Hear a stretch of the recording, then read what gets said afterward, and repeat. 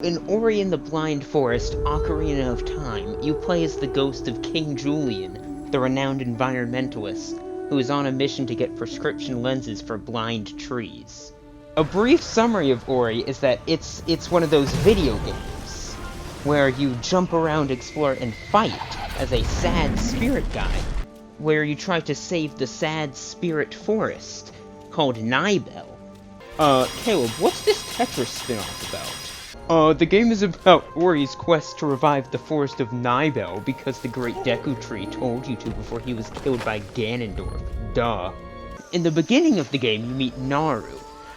Personally, I love Naru. And at first I thought the game was about you carrying Ori on your back, and you played as Naru. Unfortunately, you don't do that. You have to play as not Naru. Naru and Ori, they're living happily together until Big Bird attacks, and then the forest dies. But Ori goes off on his own to save the forest by mastering all three elements. Then he dies. But don't worry, then he's saved by the Great Deku Tree and Sean? Should I call him Sheen? I think it's pronounced San. And San, who is Navi, basically. A lot of the story is told through, visuals and music, because there were two characters with speaking roles. The tree and the ball, who both just provide exposition. The Great Deku Tree usually says, Ori. Like that. And then, you know how Navi sounds, right? Hey, listen! That's the ball. Like every other game, Ori's art style is hand-painted. Everything's clear and pops out of the background. Well, everything except for Ori. He kind of blends into everything else, because he's a little, bright ball of light, so I can't figure out where he is. And then there's music. Now, not a lot of games have music. The music in Ori it's very good. So it's not like a silent movie, it's like a silent movie but with music. I really like the main theme. My favorite use of music in the whole game is the last song. I believe it's called The Light of Nibel, like the forest. The last song, it's still just a remix. But the big difference is how it makes you feel. So the main theme is sad and mysterious, and it goes doo-doo-doo, and plays throughout the game as you discover and explore the dead forest. But the Light of Nibel is happy and triumphant, and plays after you have revived the forest, and everything has been restored. I like it, it's cool. So the platforming is generally very precise, and Ori goes exactly where you expect him to, even if it's not where you want him to go. Sometimes, though, the platforming can be a little too precise. Learning the different mechanics is also very rewarding.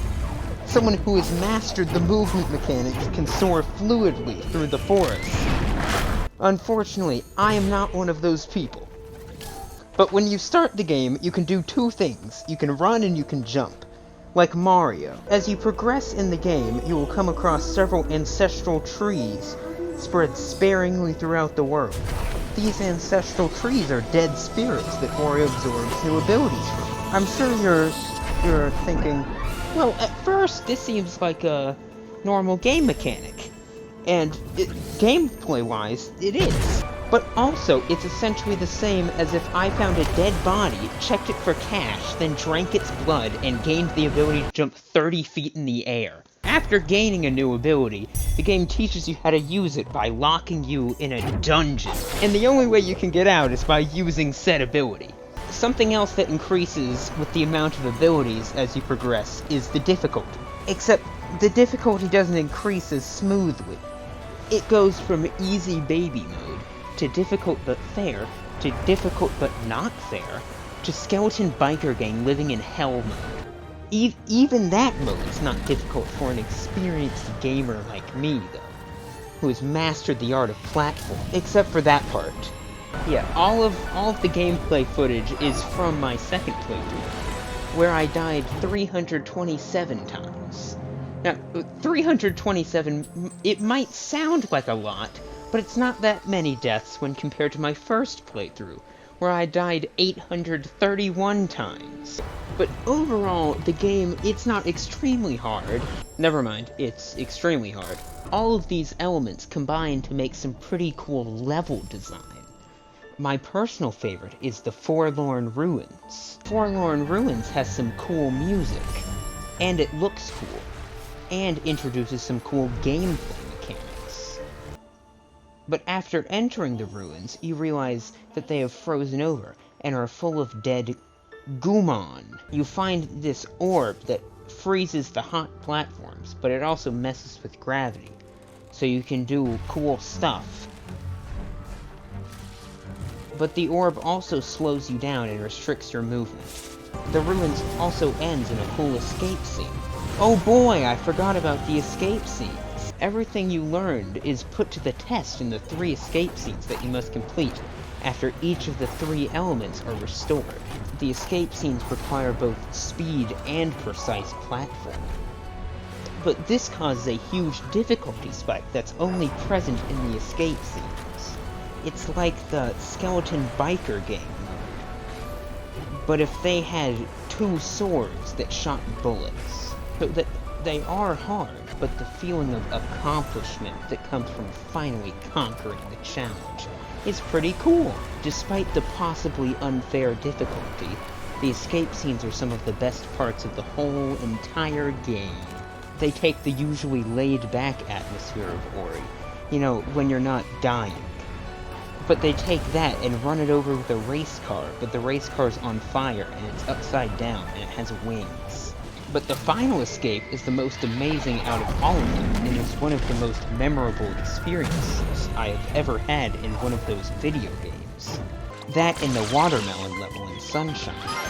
But the music is very intense and good, and the lava and all of the other stuff looks great. And you have to use almost every ability you have. And also, Kuro is there. Kuro is the main antagonist of the game, but more importantly, Kuro is very scary. She's a huge black owl several times bigger than Ori. It's like a little ant compared to Duraludon. Kuro is the antithesis of everything else in the game. She's a creature of darkness rather than light.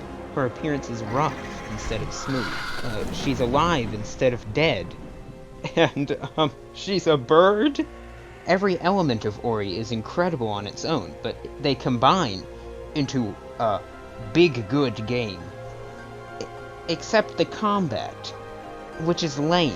So you get your first combat ability when you meet Navi in the beginning. He can shoot 2 beams of light, then he has to wait a second to attack again. I think his limit is 2, but don't worry, later he can shoot 3 beams and do more damage.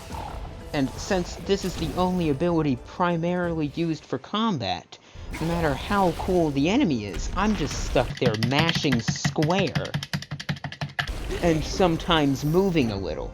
You also get 2 other moves that can be used in combat: Bash and Smash. Bash allows you to jump off projectile, and Smash is Mario's ground pound. But I just don't think the combat is engaging enough for me and my ADHD monkey brain without any pretty lights. Despite the combat and my lack of platforming ability, I still really like Ori and the Blind Forest. Never mind. No, I don't.